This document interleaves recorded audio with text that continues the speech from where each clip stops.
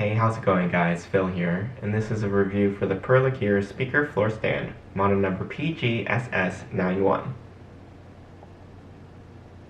You'll receive two MDF wood bases with a black wood grain finish and rectangular cutout in the middle. The base measures 11 3/4 inches square and half an inch thick.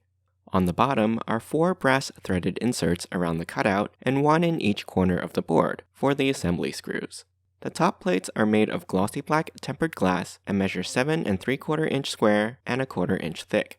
On the bottom is a metal bracket glued to the center of the plate. The posts come in 2 sections each, the upper and lower halves. These are made from steel alloy metal and have a matte black painted exterior. The upper posts have an elliptical cutout near the top on the back with a rubber guard which will allow you to pass your speaker wires through the center column without being cut or damaged by the metal edge around this opening. The lower posts are attached to a rectangular foot.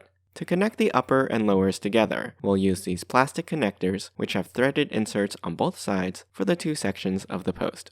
This is the accessories pack with screws, isolation feet, and rubber adhesive pads. The assembly instructions have illustrations and are pretty easy to follow, so let's put the stands together now. To assemble, we'll first add the metal spike feet to the bottom of the bases in the corners. These simply thread into the inserts and are designed to stabilize and isolate the stand from your floors if they are carpeted or soft. If you have hard floors, you'll want to also add the clear rubber feet, which you simply press onto each of the metal spikes. Repeat this for the other base. Next, take the bottom portion of a post and slide it through the opening in the middle of the base from the underside. Then secure it with 4 screws in the corners into the threaded inserts. You may find it easier to set the base on top of a table along its edge to give you a stable surface to work on while doing this. Then take the plastic connector and slip it into the top of the post you just installed. Secure it with 2 screws on both sides. Then take the upper post and place it on top of the connector. Attach with 2 screws on either side. Finally, place the bracket for the top glass plate into the top of the post column and attach it with a screw on the front and back. Lastly, I'll add the rubber adhesive pads on top of the glass plate, which should cushion and isolate the speaker from the stand, as well as create a non-slip surface since the speaker won't be attached to the stand in any way.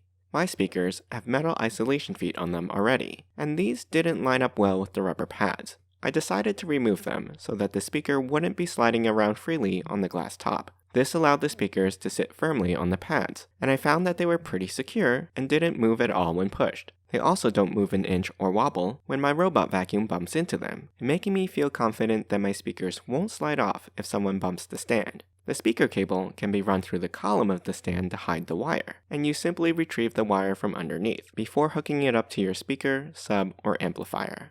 Each stand takes just a few minutes to put together, can hold up to 22 pounds each, and are 26.5 inches high from the floor to the top surface. The perfect height for my bookshelf speakers, positioning the tweeters at ear level when I'm sitting in front of them. They have a simple and practical look to them, while not high-end, serve their purpose well, since I don't have a media console to raise my speakers off the floor. The speakers are placed at the right height for the best listening experience.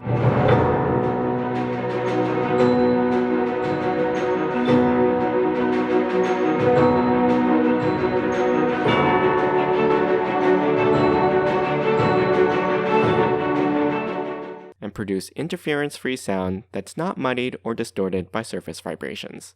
Overall, for a budget pair of speaker stands, they were quick and easy to assemble, do a great job getting our speakers to the right height in our home theater, and feel sturdy and stable. They come with both metal spike and rubber feet out of the box for any floor type, and have a simple but clean look. I hope you enjoyed this review. You can ask me any questions in the comments. I'll put a link to the product in the description below. Don't forget to subscribe to my channel, and join me next time.